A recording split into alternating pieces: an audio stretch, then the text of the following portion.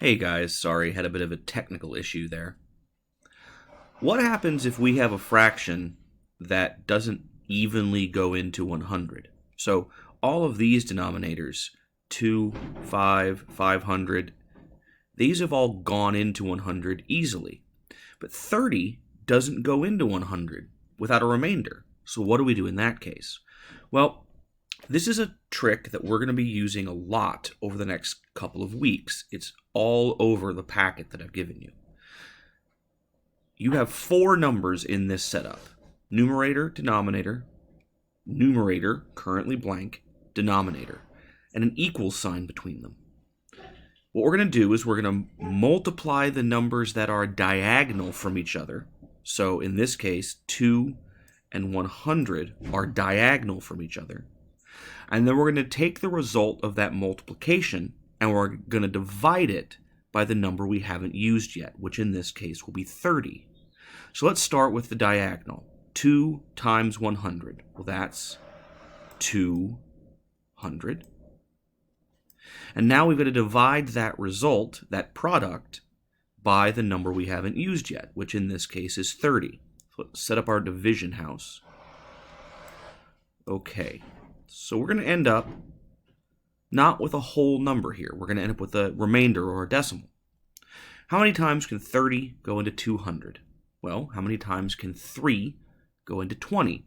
3, 6, 9, 12, 15, 18. So 30 times 6 is 180. 30 can go into 200 6 times. 6 times 30 is 180. Subtract. That gives us 20. Bring down our phantom 0.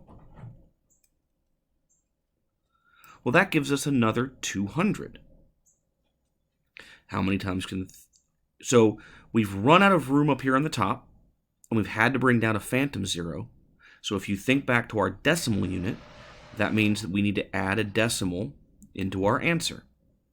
Then we need to check how many times does 30 go to 200. We already know that. We just did that. We're going to say 6 again. And then 6 times 30 is 180. We'll subtract. We'll get 20. We'll bring down a phantom 0, and so on. It's going to start repeating itself. We indicate that it's a repeating decimal, putting a line on top of it. So we did 100 times 2. Those are the diagonal numbers. Got 200. Then divided that result by the number we haven't used yet, which is 30. 200 divided by 30 is 6.6. That is the number that goes here. And then 100 becomes this symbol, and this, the numerator, becomes our answer. 2 over 30 is 6.6, repeating, percent. All right, let's scroll down. These 5 problems, let's do them together. All right, so 7 over 10 is what percentage? All right, so we've got 7 over 10 is equal to, if we're looking for a percentage, 100 goes on the bottom. So change colors here. So how do we go from 10 to 100 on the bottom? Well, 10 times 10 on the bottom. 10 times 10 is 100. We got to do the same thing up top. 7 times 10. That is, of course, 70. So now, the 100 becomes this symbol, and the numerator becomes our percentage. 70%. Okay, number 2. We have 1 over something equals 25%. All right, let's put this all together. 1 over something equals 25. Remember, percentage always means out of 100. So if we see this symbol, that means the denominator is 100. Okay, so we're going to do this kind of in reverse this time, okay? So we've got how do we go down from 25 down to 1? Well, if you divide and you have a number, you can divide by that number. 25 divided by 25 is 1. Well, what's 100 divided by 25? That's 4. So we did 25 divided by 25 to get 1. Do the same thing on the bottom. 100 divided by 25, you get 4. So 1/4 is equal to 25%. There are 4 quarters in a dollar, and a quarter is worth 25 cents. The reason we call them quarters is because they are 1/4 of a dollar. 1/4 is sometimes called a quarter. All right, let's jump back to red here and do 3/5. Okay, so 3/5 is equal to some number, we don't know what that is, over 100. We know there's a 100 in the denominator because we're dealing with percentages. We have this symbol. How did we get from 5 to 100? 5 to 100 is times 20. Whatever we do to the bottom, we have to do to the top. I'm sorry if you can hear some construction in the background. My neighbors are getting a new kitchen. 3 times 20 is 60. So this becomes 60%. Okay? Now, well, over here, something over 20 equals 55%. Okay. So we've got something over 20 equals 55 is our numerator because it's in front of this percentage symbol, and this percentage symbol becomes 100. All right, now we just do our the same thing we've been doing. How did we get? We're going to go backwards here. So we're going to do 100 divided by something to get 20. What do you divide 100 by to get 20? You divide it by 5. 100 divided by 5 is 20. We've got to do the same thing up top. So we got 55 divided by 5. 55 divided by 5, that gives you 11. So our answer here is that 11/20 is 55%. One more. Here we go. Okay, we've got 12 over 25. So we have 12 over 25 equals something over 100. All right, so how do we get from 25 to 100? We multiply by 4. 25 times 4 is 100. Got to do the same thing up top.